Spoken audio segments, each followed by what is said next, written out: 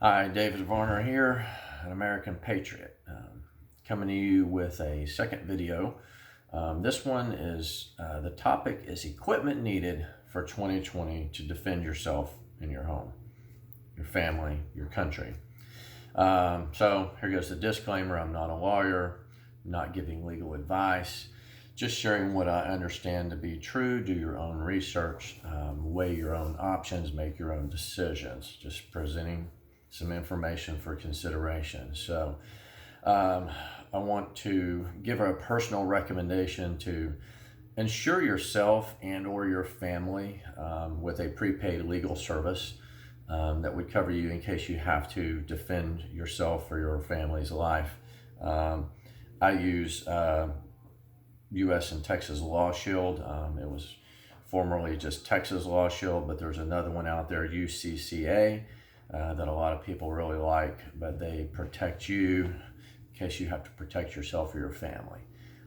Hopefully it'll never come to any of that, but it's not real expensive. I think in this day and time, it is a very good thing to have. The likelihood, I guess, that anything could happen of that nature that would result in anything like that, I guess it's higher than normal. I actually had coverage for a long time and I canceled it when we moved because we live in such a safe neighborhood. I thought, I don't need this. My exposure is low.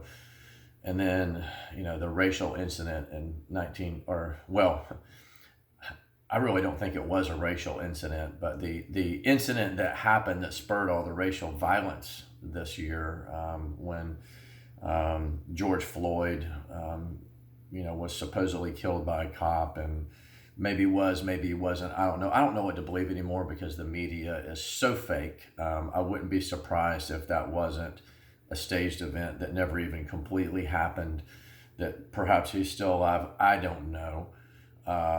Maybe it happened. I don't know. I can't imagine that cop's stupidity that killed him. It just seemed staged. It all seemed weird. It didn't seem right. Anyway, that's not the topic, but that was what spurred all the violence this year, to where BLM and Antifa have been marching around our country, assaulting people, murdering people, burning businesses down, looting, that kind of thing. So anyway, when all that started going on, I signed right back up. I was like, it's worth having. Anyway, so the backdrop of this video, time frame wise, is post-election 2020, and right now a clear winner has not been declared. It's fighting its way through the courts. The fake media has declared Biden the winner, even though it seems that that's not the case, and there was massive fraud and cheating. And so, groups like BLM and Antifa has promised to, if they don't get their way, to burn our country down. So, basically it seems as though civil war has been threatened. So times are a little bit different now than they used to be. This is not the kind of time where you used to would have a firearm in your home or something to protect your family, or maybe perhaps you have a CCL and you carry. Now we're talking about a whole different dynamic. We have large groups of people, mobs of people committing violent acts. I would like to point you to go to YouTube and search what happened at the Kentucky Derby this year. Take a look at the two groups of militias that showed up. There were two very heavily armed groups. The first one was a black militia. I forget who the founder says their group is or whatever, but there appeared to be hundreds of black men and women dressed up in black uniforms, outfitted in basically military gear, carrying lots of weapons, AR-15s, shotguns, heavily, looked like they're ready to go to war. And the following day, a big militia, mostly white Americans, showed up to be ready to step in and, I guess, defend people in case they started getting all carried away. But looking at those two groups, you look at how they're equipped, and you can see that, perhaps it's time to step up our game and be a little better equipped ourselves, because we don't know what we're going to face. We don't know if we're going to be attacked. We don't know if we're going to be involved in a civil war. We don't know what's going to happen. So All I'm saying is gear up, and I want to talk about some things you can do to prepare yourself, to protect yourself and your family should the need arise. I live in South Carolina. South Carolina laws, first thing I'll talk about is knives. They're very lenient, I found out. You can carry a switchblade, you can carry a stiletto, you can carry brass knuckles to protect yourself. There's no limit on the length of the blade. So what I would encourage everyone to do is have some good knives. You know, you can pack a knife legally to protect yourself. It could be, from what I understand, concealed or open. You know, a lot of guys in Texas, when I was living there, you know, a lot of those guys like to carry straight blades, like not a folding knife, because you got to pull out a knife and fold it, even if it's a switchblade or thumb assisted. You know what I mean? You're still having to pull it out and unfold it in whatever manner that takes place. But, and you whip out a straight blade real quick, you're set, you're good. One thing I would implore, get a razor sharp blade. You want something you can shave with, okay? If you've got a great knife that, you cut open boxes and cut bait with and cut rope and utility, get yourself something different. Get yourself a nice knife. I mean, yes, you can protect yourself and you can do a lot of damage to somebody with that knife. Get something razor sharp though, okay? If you got into an altercation and you had to defend yourself and you take a swipe at someone, they put their hands up, you want to see their digits hit the street, okay? It needs to be that sharp. That's what we're looking for, okay? You need to be careful with that knife. You might want to get a little training, especially if you got one that sharp. And if you don't have the capacity to be able to sharpen it yourself, find someone that does. One alternative is get a fillet knife. They are razor sharp. Fillet knife, they're not the thickest, sturdiest blade. It's not like a wartime, it's not like a military combat knife, but use what you can come by. Also, you can put a knife in your boot. I've seen some pretty fancy little setups that you can buy for a lot of money. But, you could also, as long as your knife is pretty straight and not too big, you could put one in your boot and you could do it pretty easy. I mean, you could slide it down in your sock. You could get an ace bandage or one of those sticky bandages that people use sometimes, the colored ones that are like blue, black, and red or whatever. You could put that bad boy around your leg, not too tight, and have it in your boot in case you needed it or whatever, or put it on your belt, put it wherever you want. But that's a good, it's a very good option, to be able to protect yourself if you need to. The other thing is have the capacity to carry ammo. Okay, it's one thing to have a firearm, okay, but there's a lot of products on the market these days that can help you carry ammo. Get a tactical vest if you got an AR-15, so you can put a bunch of magazines in it. Practice shooting with that. Practice accessing those magazines. It takes some getting used to. So that's one thing to do. If you've got a shotgun or whatever, they make these little elastic things that go on your stock that you can put 5 extra shells in there. They make little paddles that you can mount to the side of your shotgun. You'll see on a lot of tactical shotguns that have another 5 or 6 shell holders. Be able to take more ammo than what fits in the firearm. Get yourself extra magazines, plenty of extra magazines. It doesn't hurt to have too many. Okay. Want to talk about, very important, put on the full armor of God. That's the most important thing. Ephesians 6:10 through 18. The helmet of salvation, the shield of faith, the breastplate of righteousness, the belt of truth, the gospel of peace, and the sword of the Spirit. The most important thing. With God on your side, with God before me, who can be against me? Okay, that's important. Be prayed up. Stay prayed up. Pray for our nation. Pray for your family, for your community. But let's talk about some tactical gear to protect yourself. Run down a list real quick, and then I'll talk about each one.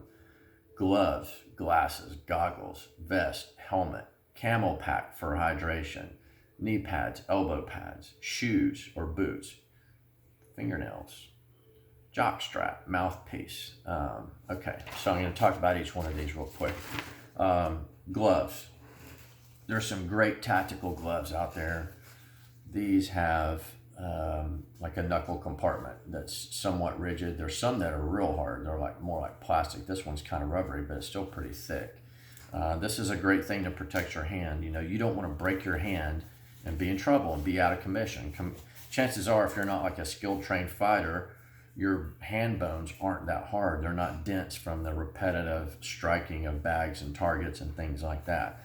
And your skills may not be up to par. And even if you are a skilled fighter, you don't want to break your hand. You know, you might hit someone off center on your, you know, the wrong knuckles right here, and boom, your hand is broken. You're out of commission. And chances are it was your good hand you just broke. So anyway, having some nice tactical gloves is great. It puts a wrap around your hand. It helps. You can hit an object way harder with these than you would just your bare skin, and without damaging yourself. And even if you wind up wrestling around on the ground or something, you know, you don't want to get your knuckles all beat up and dinged up. These, I just cut the fingers off of them so that I could do other things like tie my boots or pull a trigger or whatever I may need to do. And it worked well because the fingers of these are like elasticy. If you have leather gloves, they're probably going to unravel. And so to prevent any sewing, take a look at the gloves you get. These weren't that expensive. You know, I think they might have been $20-30, but they make some that are great. They're like $70. So if you want some of those, go for it. You know, shop around, whatever. I mentioned fingernails, so this is a little weird to me because I've never grown my fingernails out, but I recently let my fingernails grow and I cut them to points. I'm going to talk in the next video about, we're going to get into some dirty fighting techniques, talk about some hand-to-hand combat. Your fingernails can be a pretty fabulous weapon in a life or death situation, you know, that you would not use like in MMA. I mean, like if you're in a martial arts school, they're not even going to let you spar, you know, with something like that. They're going to be pretty ticked off if you showed up and your fingernails look like that, because you're going to hurt. You could hurt somebody. You could poke someone's eye out. All kind of bad things can happen. But if we're talking about life or death, defending your life, you can do a lot of damage with some fingernails like that. So anyway, glasses and goggles. So even something like swim goggles.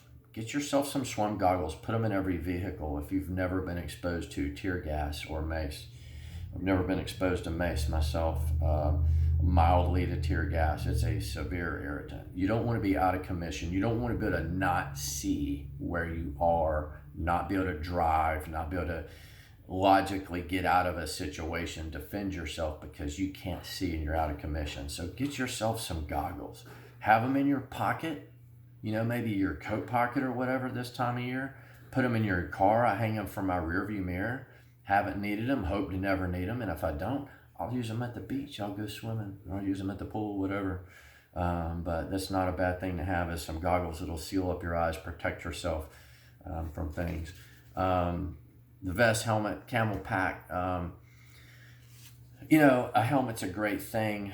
You know, if you get injured in your head, you're going to bleed profusely, and you don't need to be, or anyone be freaking out because you're bleeding all over the place because some dummy threw a rock or something, you know, from, you know, 50 yards away and happened to get lucky and connect with your head, right? You don't need to be the guy that needs medical attention. The camel pack, stay hydrated.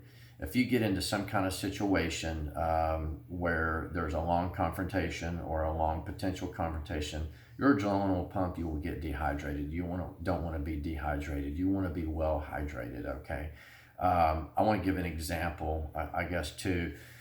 Besides the Kentucky Derby example, right after the election, there was a big Trump rally in Washington, D.C. A bunch of guys went up there. I think there was hundreds of thousands of Trump supporters. And then at nighttime, of course, predictably, Antifa and BLM started trying to gang up on these people, beat them up. There was a lot of violence, a lot of attacks. A lot of people got very seriously injured during that time. So, you know, if you went to an event like that, I would try to be prepared, you know, for whatever may happen. It doesn't mean you're looking for a fight, but to be able to defend yourself would not be a bad thing. I mean, even if you had knee pads and elbow pads and you had them under your clothing or something, so you don't want to look like you're looking for a fight, or you had your goggles in your pocket, wearing a jock strap, mouthpiece in your pocket. I mean, you might be out there and you just wind up in a situation that you didn't plan on going in.